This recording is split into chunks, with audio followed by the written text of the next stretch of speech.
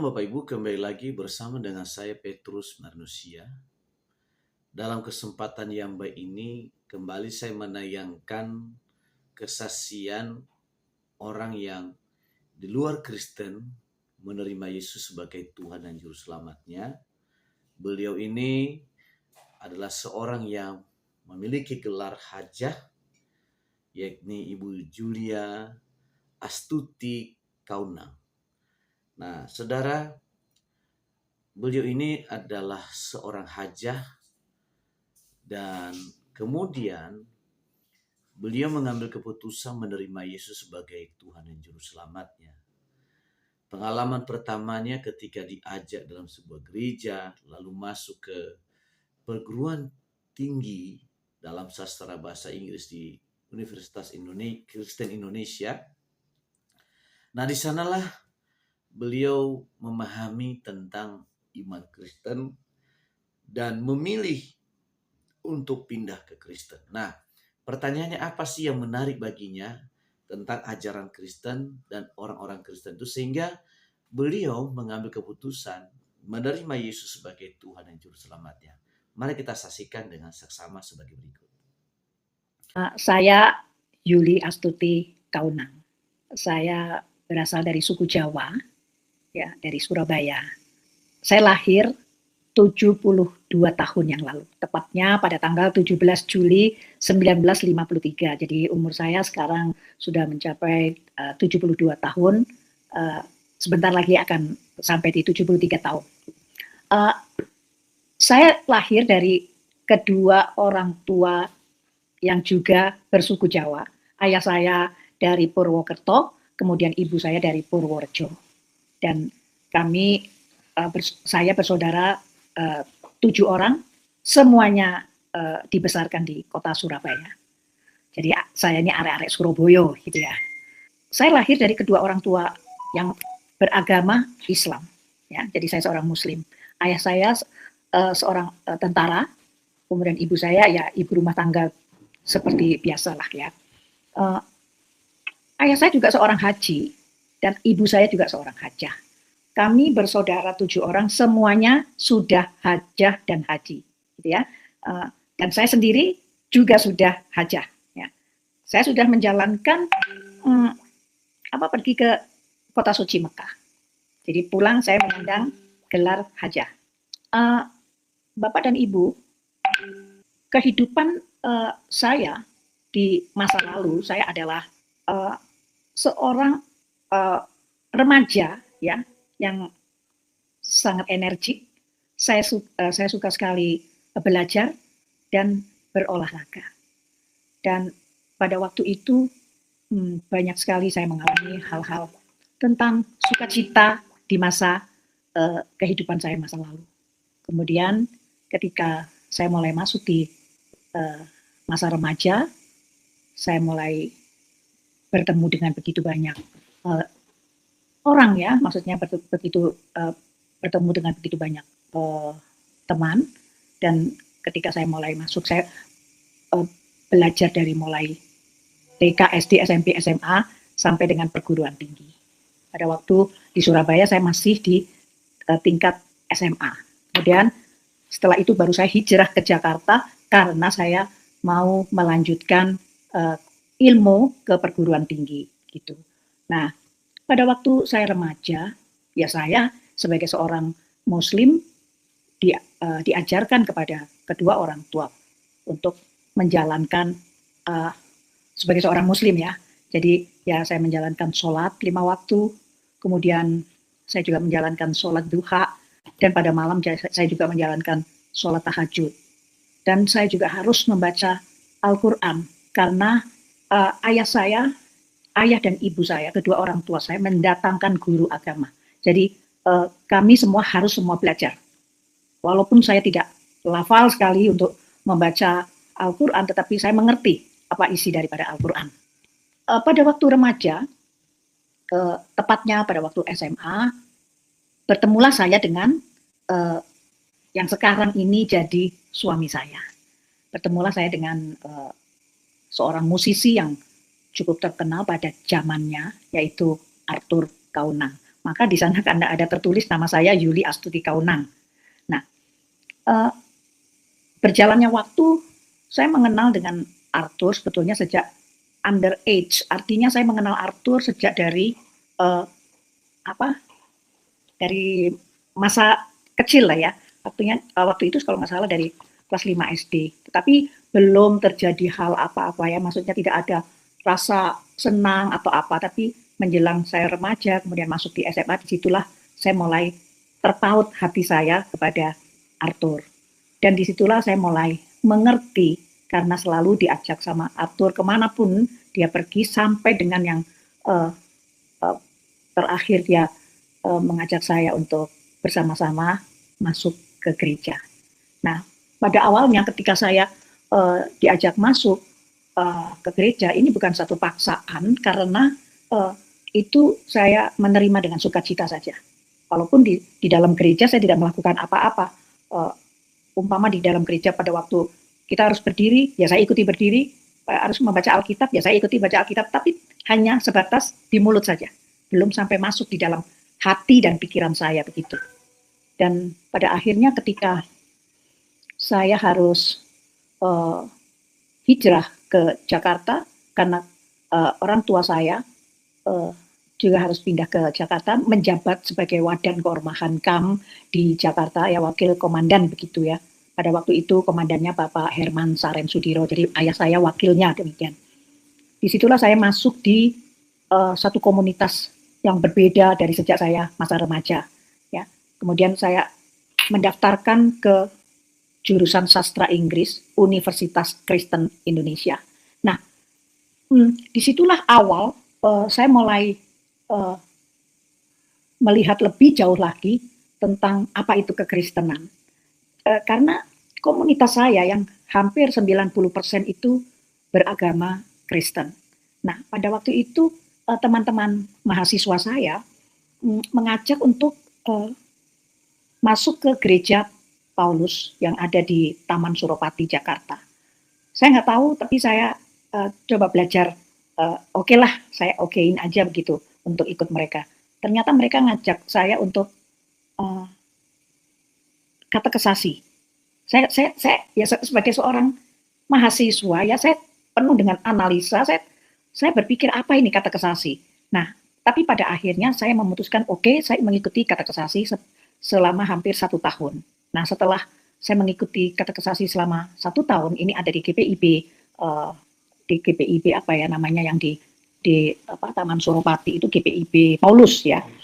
Disitulah saya memutuskan untuk mengikuti katekesasi selama satu tahun, dan pada akhirnya ketika saya sudah menjalani katekesasi selama 1 tahun, kami semua dikumpulkan oleh Bapak Pendeta Rompas ya pada waktu itu, dan Bapak Pendeta itu mengatakan, kalian semua yang sudah mengikuti katekesasi, tidak ada bolong-bolongnya, sekarang silahkan yang belum dibaptis dan rindu untuk dibaptis, silahkan berdiri.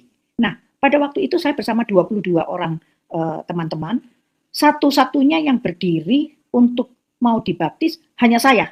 Nah, pada waktu saya berdiri, saya tentu menoleh ke kiri, ke kanan, kok nggak ada ya yang berdiri untuk dibaptis. Nah, kemudian saya kan juga malu kalau saya mau duduk lagi. Akhirnya saya bertekad untuk saya tetap mengatakan saya siap untuk dibaptis. Dan akhirnya prosesnya dengan saya diminta untuk mengisi formulir, dan di sana dikatakan harus ada orang tua yang mendampingi. Nah, disitulah pergumulan saya ketika saya harus menghadapkan kedua orang tua saya. Sedangkan saya mengikuti katekesasi saja, keluarga saya nggak ada yang tahu. Apalagi ketika saya mau memutuskan untuk mau dibaptis. Nah, saya berpikir bagaimana saya nanti kalau mereka melihat saya memutuskan untuk, berarti kan dibaptis kan berarti saya memutuskan untuk mengikut di iman yang saat ini begitu.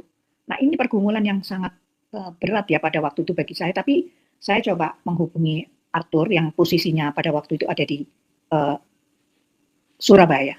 Pada saat saya mengatakan kepada Arthur bahwa saya mau dibaptis dan saya minta tolong dengan Arthur untuk bisa nggak mendatangkan mamimu. Nah di sana tidak ada jawaban dari Arthur apa, cuman saya mendengar ada suara seperti kayak dia kayak mau nangis gitu ya jawabnya gitu. Saya bisa merasakan hal itu dan akhirnya saya bilang bisa.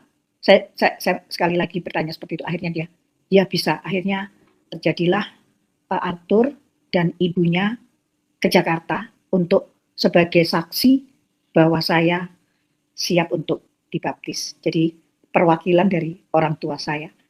Dan ini sepanjang waktu ini kan tentu kedua orang tua saya dan seluruh keluarga saya nggak ada yang tahu bahwa saya memutuskan sendiri untuk mau dibaptis begitu.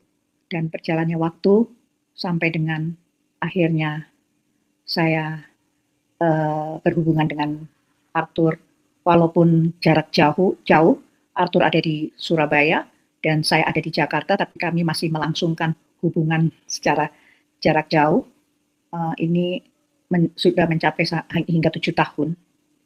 Dan pada akhirnya ketika saya sudah menyelesaikan program S1 saya di sastra Inggris, saya memutuskan untuk saya mau menikah dengan Arthur.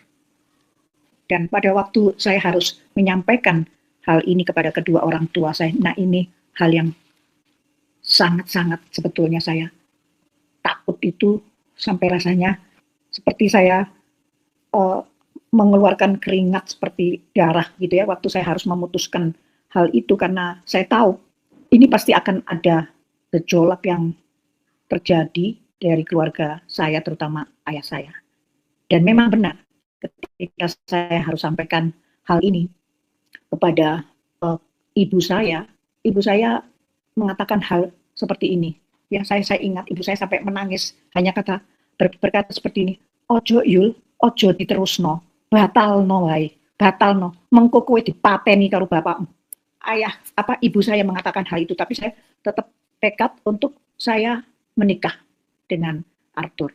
Dan pada waktu saya harus kembali ke Surabaya, saya bertemu dengan seluruh keluarganya dari Arthur dan disitulah keluarganya Arthur menyetujui untuk kami segera melangsungkan pernikahan. Dan singkat cerita, pernikahan itu diselenggarakan di Gereja GPIB Maranatha Surabaya. Pergumulan yang saya hadapi pada waktu itu, saya termasuk nekat melakukan hal ini. Tapi saya di dalam hati saya percaya bahwa semua ini diizinkan Tuhan terjadi begitu. Dan ketika saya menyampaikan hal itu kepada ibu saya dan ibu saya tentu menyampaikan kepada ayah saya masih kontak dengan ibu saya mengatakan ayah saya marah sekali sehingga hancurlah hampir itu barang-barang di rumah karena kemarahannya yang mendengar anaknya masuk ke agama Kristen, memutuskan untuk mengikut sebagai umat Kristen begitu. Nah, berjalannya waktu ketika proses pernikahan itu terselenggara, tentu kan kedua orang tua saya, keluarga saya harus hadir. Tapi saya nggak tahu kenapa, saya berjalan saja. Saya nggak pernah berpikir ini bagaimana nanti terjadi, tapi saya berjalan dengan saya sudah dipersiapkan gaun pengantin oleh keluarga dari Arthur. Kemudian Arthur juga sudah siap dengan pakaian satu setel jas begitu. Nah, dan akhirnya kami semua di ruang pastoral didudukkanlah untuk persiapan pernikahan ini. Dan ketika masuk pernikahan ini akan ibadah pentahbisan ini akan diadakan pada jam 4 sore. Nah, pada waktu semua keluarga dari pihak Arthur sudah hadir dan saya sendiri di hadapan mereka semua, saya pun sudah hadir. Tetapi tentu Bapak Pendeta pada waktu itu, Bapak Pendeta Pandu'u ya, yang saya masih ingat di GPIB Maranatha Surabaya, tentu menunggu dari pihak keluarga saya untuk menyaksikan. Nah, ditunggu sampai jam 4.15, 4.30 sore. Jam 5 sore pun tidak ada satupun yang hadir.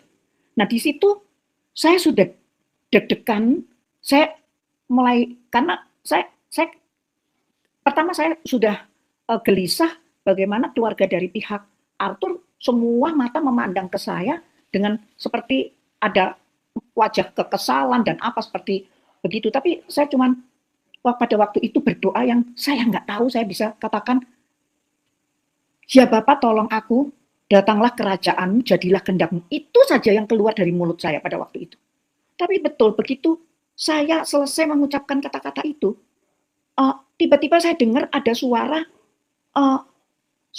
semacam satu kompi begitu ya, saya nggak tahu, pokoknya saya lihat ajudan ayah saya turun, karena ini gereja GPIB Maranatha itu dikelilingi oleh kaca semua, jadi dari ruangan itu saya bisa memandang keluar. Nah, pada waktu itu saya melihat ajudannya ayah saya dua datang masuk dengan membawa senjata, ya. Saya pikir, saya kan sempat melihat ke jendela, loh ngapain kok pakai bawa senjata? Saya pikir, aduh, saya sudah ketakutan sampai terus terang ya, pemirsa yang sedang memperhatikan, mendengar kesaksian saya ini. Saya terus terang saya sampai terkencing karena saya ketakutan begitu. Nah, saya melihat kedua ajudan saya berdiri persis di pintu yang mau masuk ke ruangan pastoral begitu ya. Dan senjatanya tuh dipokang gitu kan, begitu. Dan saya sampai, ini maksudnya mau apa? Saya pikir, apakah saya ini mau diseret sama ayah saya atau Arthur mau diapakan gitu kan sama ayah dari pihak keluarga saya. Nggak lama kemudian saya dengar, saya sudah tutup mata, saya sudah nggak berani ngelihat apa-apa, saya tunduk ke bawah, saya hanya menangis dan menangis, saya sudah nggak bisa mikir apa-apa, blank sama sekali. Saya sempat lihat ke jendela sebentar, saya melihat ada selendang ibu saya ya, warna biru begitu, kayak kena angin. Saya kaget, waduh, ibu saya. Nah, nggak lama kemudian seperti di belakangnya diikuti oleh langkah ayah saya. Saya ingat betul ya, setiap kita yang dekat dengan ayah ibu saya, ayah ibu atau siapapun, kita tahu ya langkah-langkah ayah saya itu bagaimana, langkah ibu saya bagaimana, itu kita tahu betul. Terus saya, aduh ini ayahku sama ibuku datang. Ada satu kekuatan begitu ketika saya lihat ayah dan ibu saya hadir. Kemudian saya lihat ketika mulai masuk, tiba-tiba saya lihat, saya sampai perhatikan betul ayah saya tiba-tiba diarahkan oleh para panitia begitu ya, panitia untuk penyelenggaraan pernikahan itu. Dan saya lihat dengan mata kepala saya sendiri, ayah saya itu loh tanda tangan untuk menyetujui, ya saya menyetujui pernikahan anak saya. Aduh, oh Tuhan Yesus terima kasih. Dan disitulah Bapak Ibu, para pemirsa, saya mendapatkan satu kelegaan ketika pernikahan saya setujui, walaupun ayah saya seorang yang sangat keras. Ya. Dan berjalannya waktu ketika saya masuk ke lembaga pernikahan, demikian. Nah, ini lembaga pernikahan adalah lembaga yang pertama ya yang diciptakan oleh Tuhan. Disinilah pergumulan berat yang saya hadapi, di mana setelah acara pesta pernikahan itu selesai, saya masuk ke kamar, dan disitulah saya melihat sosok seorang Arthur Kaunang yang saya merasakan ada kuasa gelap ya, kuasa kegelapan yang membungkus dia. Saya melihat ada perubahan besar di wajahnya, di mana hari pertama pernikahan saya pikir saya merasakan apa sih yang namanya honeymoon, tapi ternyata justru saya dihajar dia sampai saya betul-betul berdarah-darah. Saya nggak tahu kenapa, saya juga kebingungan, loh ini maksudnya apa? Ternyata dia keluar dari kamar masih memakai setelan jas itu, sedangkan saya memakai gaun pengantin karena ibu saya Jawa ya, maksudnya dari keluarga Jawa, jadi saya memakai kain begitu dan memakai kebaya panjang berwarna putih. Dan tentu darah itu kena ke baju-baju pengantin saya. Dan disitulah saya melihat, saya mendapatkan satu perlakuan yang sangat-sangat biadab. Tapi satu hal yang saya coba merenung ya, hikmat dari Tuhan yang saya dengar, hikmat ilahi itu. Seorang suami yang dikirim kepada kita ya, itu adalah sebuah anugerah. Jadi tidak layak bagi saya kalau saya berusaha untuk mengatasi ketika saya mendapatkan satu perlakuan yang tidak adil, tidak ada hak bagi saya untuk mengatasi semua itu sendiri. Oleh sebab itu, saya kembalikan kepada Sang Pencipta, bagaimana ini adalah kedaulatan Tuhan begitu ya, untuk mengatur segala sesuatu. Karena saya selalu tetap pegang janji pernikahan itu yang di sana dikatakan dalam keadaan senang maupun susah, ya saya menerima. Jadi janji itu tetap saya pegang, ya saya menerima. Saya nggak mungkin akan mengingkari janji itu. Dari dalam segala sesuatu, saya coba belajar untuk melihat dari dari kacamata Tuhan begitu ya, sehingga saya menjalani kehidupan itu dengan walaupun dengan segala situasi dan kondisi apapun, saya terus berjalan bersama Tuhan begitu. Dan disitulah saya mendapatkan satu tuntunan yang luar biasa seturut kehendak Tuhan. Jadi itu ya kehidupan masa lalu saya dan kehidupan iman saya sebelumnya, di mana dari iman yang dahulu kemudian saya memutuskan untuk masuk di iman yang sekarang saya imani. Saya merasakan ada satu damai sejahtera yang luar biasa, karena saya percaya bukan saya yang memilih, tetapi Tuhan yang memilih. Jadi saya percaya saya ini dipanggil gitu ya sama Tuhan. Saya dipanggil, dipilih dan ditetapkan untuk menjadi warga kerajaan Allah ya. Dimana saya tentu ketika saya memutuskan untuk menjadi warga kerajaan Allah, menjadi muridnya ya, tentu saya harus mau menjalani semua prinsip-prinsip kerajaan Allah, di mana apapun yang saya hadapi tidak ada hak untuk saya mengatasi semuanya sendiri. Saya serahkan kepada Sang Penciptanya, sehingga saya menjalani kehidupan itu damai-damai saja begitu. Walaupun di tengah kehidupan rumah tangga saya mengalami satu gejolak kehidupan yang sungguh sangat memprihatinkan, karena saya terus terang ya, saya mengalami yang artinya the long suffering. Saya mengalami satu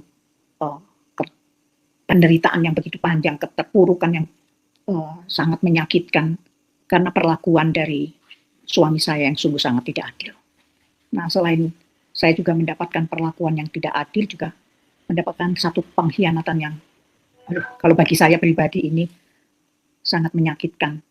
Tapi saya kan sudah berjanji dengan janji pernikahan di hadapan Tuhan ya. Pada waktu kami menyampaikan janji pernikahan itu kan saksinya bukan saja pendeta atau jemaat pada waktu itu, tapi saksinya Tuhan. Jadi saya percaya Tuhan yang berdaulat atas hidup saya, bukan orang-orang di sekitar saya atau orang tua saya. Jadi apapun yang saya hadapi di dalam pergumulan rumah tangga saya saya serahkan betul kepada Tuhan. Memang ada satu saat ketika saya sedikit jauh ya, bukan jauh dari Tuhan, yang dia terus kan satu saat pasti ada satu hari kita karena satu dan lain hal sehingga kita lupa datang menghampiri takhta kasih karunia Tuhan, berdoa. Itu iblis mulai mengatur-ngatur pikiran kita lah.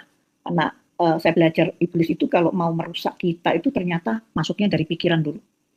Kemudian merusak hati kita, dan manuvernya itu mengerikan.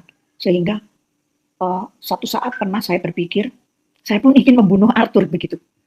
Ya, karena perlakuannya yang sungguh sangat tidak bisa ditoleransi saja. Ditoleransi lagi. Karena selain melakukan KDRT yang begitu berat terhadap saya, juga satu pengkhianatan secara batiniah. Dia melakukan perzinahan dengan begitu banyak wanita, dan wanita-wanita yang digaulinya itu juga melakukan kekerasan terhadap saya. Jadi saya pernah merasakan kok saya ini seperti jatuh tertimpa tangga pula. Nah, disitulah saya pernah satu saat sudah lelah, dan sehingga saya hampir menyerah. Saya pun ingin menyudahi hidup saya. Tapi pada saat itu justru saya nggak tahu ya, kalau bukan Tuhan, mungkin saya sudah nggak ada juga di dunia pada saat ini.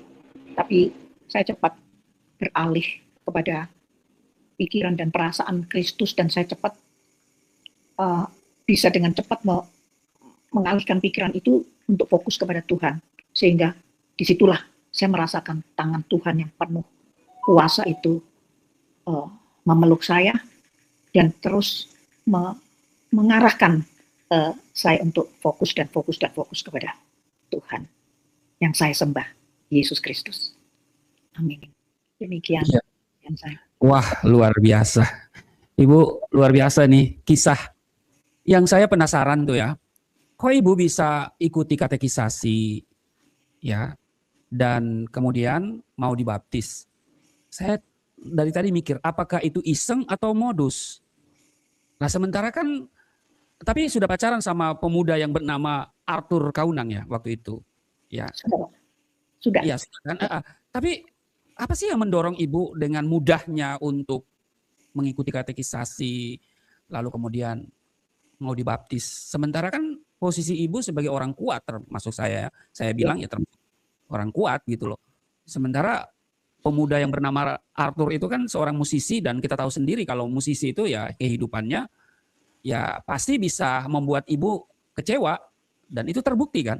Terbukti masih dalam pesta mengalami, boleh dikatakan aniaya. Nah, jadi yang saya mau tanya itu, apakah waktu Ibu mau segera ikut katekisasi, apakah itu iseng atau modus? Jadi begini Pak, pada waktu saya dalam masa kuliah, ya, saya masih ingat pada waktu itu semester 4 ya, di UKI, Universitas Kristen Indonesia. Ya. Pada waktu itu saya sedang setelah saya menjalankan sholat tahajud pada malam hari, saya bersila untuk saya berdoa, kemudian saya baca Al-Quran. Nah, ketika saya lagi baca Al-Quran, Pak, ini saksinya Tuhan ya, Bapak. Tiba-tiba Al-Quran itu kan, kami kan ada di ruangan AC ya, maksudnya ayah saya, ibu saya di ruangan lain. Kemudian pada waktu saya membaca Al-Quran itu kertas dari Al-Quran itu seperti ada yang meniup, Pak. Begitu.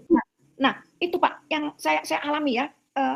Sampai saya kira kan nggak mungkin ada angin jam 2 malam. Ini kan ruangan tidur saya. Yeah. Itu sampai saya pegangin begini Pak. Al-Qurannya saya pegangin gini karena saya takut kena angin. Nah, terus saya coba baca, loh kok nek wong Jawa ngomong itu burek itu apa ya? Kok kabur begitu loh. Saya coba masuk ke kamar mandi, saya ambil air wudhu lagi loh Pak. Saya ambil air wudhu. Saya coba betul-betul cuci muka begitu supaya mata saya nggak kabur. Nah, saya kembali lagi, saya bersila untuk saya mau melanjutkan baca Al-Quran. Demikian ya Pak ya. Dan tetapi pada waktu saya baca sampai melototin itu mata, ini seperti kayak putih saja, tapi di situ tiba-tiba seperti kayak gitu ya. Saya ngeliatin ini apa ya maksudnya, terus tiba-tiba di situ keluar Yakobus 1 ayat 12. Nah, saya kan nggak tahu, saya nggak pernah. Maksudnya begini Pak, saya belum pernah membuka Alkitab itu, saya nggak pernah. Maksudnya saya Al-Quran aja. Nah, disitulah Bapak, waktu saya lihat maksudnya apa ya Yakobus 1 ayat 12. Nah, karena saya nggak coba saya tutup aja, saya sudahin aja, dan saya berdoa, kemudian saya tidur karena saya kan harus mempersiapkan untuk kuliah begitu. Nah, disitulah di dalam hari-hari saya coba merenung maksudnya apa ya. Saya terus saja Yakobus 1 ayat 12 itu terus ya, Yakobus. Setelah saya yang saya mengatakan saya memutuskan untuk masuk dari ya saya akhirnya memutuskan saya mau masuk katekisasi, dan di situ kan belajar tentang Alkitab, pendalaman Alkitab selama 12 bulan itu berarti Pak Iya. baca dari Kejadian sampai Wahyu. Bertemulah saya di situ dengan Yakobus 1 ayat 12. 12. Ya, di mana yang dikatakan bertahanlah di dalam pencobaan. Nah, disitulah saya nggak ngerti juga kan apa maksudnya bertahanlah dalam pencobaan. Nah, setelah saya menikah, saya masuk di dalam lembaga pernikahan, disitulah saya baru tahu artinya bertahan dalam pencobaan. Gimana saya menghadapi Iya. sesuatu yang mengerikan. Nah, saudara, apa yang diceritakan beliau tadi, ini merupakan dorongan bagi kita, baik Kristen yang sudah sekian lama memahami ajaran Kristen maupun orang yang belum mengerti tentang Kristen atau orang yang baru masuk Kristen. Nah, artinya bagi orang yang sudah lama menjadi orang Kristen harus sadar, ya, jangan sampai firman yang pernah Yesus katakan akan yang terdahulu akan menjadi terkemudian dan yang terkemudian akan menjadi terdahulu. Artinya ada orang yang kalah, ada orang yang sekian lama menjadi orang Kristen tapi justru ketinggalan karena kesungguhannya terhadap ajaran kekristenan itu jauh dari yang seharusnya. Nah, orang-orang yang baru memiliki rasa haus dan lapar akan firman Tuhan justru lebih mendalam pemahamannya karena apa? Ada rasa haus. Nah, rasa haus itu yang menimbulkan istilahnya menggali sebuah kebenaran itu sehingga hati yang dahaga, hati yang hampa itu diisi oleh kebenaran daripada firman Tuhan. Nah, saudara, biarlah ini menjadi masukan bagi kita semua supaya kita belajar tentang kebenaran firman dengan lebih sungguh-sungguh lagi. Nah, demikianlah tayangan saya kali ini. Sampai ketemu di tayangan selanjutnya. Tuhan Yesus memberkati. Shalom.